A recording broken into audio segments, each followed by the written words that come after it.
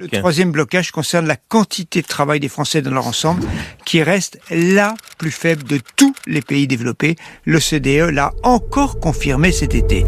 Ouais, sauf que moi je peux vous trouver des chiffres de l'OCDE qui montrent que les travailleurs français passent plus de temps à la tâche que ceux d'une bonne dizaine d'autres pays membres comme les Pays-Bas, l'Autriche ou la Norvège. Alors comment c'est possible ? Méfiez-vous des apparences. Alors, l'OCDE a effectivement calculé le nombre moyen d'heures travaillées par habitant dans chaque pays membre, et en 2024, les Français ont travaillé en moyenne 674 heures, c'est le plus faible total de l'OCDE. On peut même ajouter à cela que selon Eurostat, c'est plus de 100 heures de moins que la moyenne européenne. Comme toujours, il faut aller jeter un œil à comment ont été faits ces chiffres. Ici, l'OCDE a fait le choix de diviser le nombre total d'heures travaillées dans le pays par sa population globale. Sauf que, attention, la population globale, ça inclut les enfants, les inactifs, les personnes âgées, bref, des gens qui ne travaillent pas du tout. Si au dénominateur on met plutôt le nombre de personnes en emploi, eh bien hop, la France n'est plus dernière. Avec 35,8 heures travaillées par semaine, les Français en emploi travaillent 2 heures de plus que leurs voisins allemands. Et ils sont assez proches de la moyenne européenne. Belle remontada. Alors peut-être La panique est en train de craquer.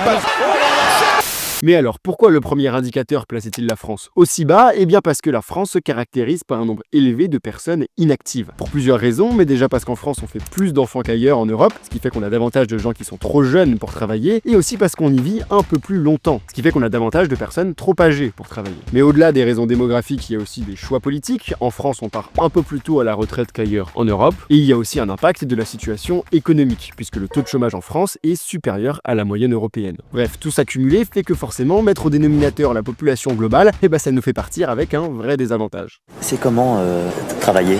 J'ai un copain qui fait ça, mais je sais pas. Dernier point, vous êtes peut-être surpris de voir les Allemands, réputés si besogneux, aussi mal placés dans le second classement que je viens de vous présenter. Eh bien c'est parce que beaucoup d'Allemands, et particulièrement d'Allemandes, travaillent à temps partiel. Si on fait un nouveau calcul en mettant au dénominateur le nombre de personnes en emploi à temps plein, eh bien hop, le résultat est beaucoup plus flatteur pour les Allemands. Je te fascine, hein ? Mais alors, puisque tous ces chiffres sont différents, est-ce que ça signifie qu'ils ne veulent rien dire ? Pas du tout.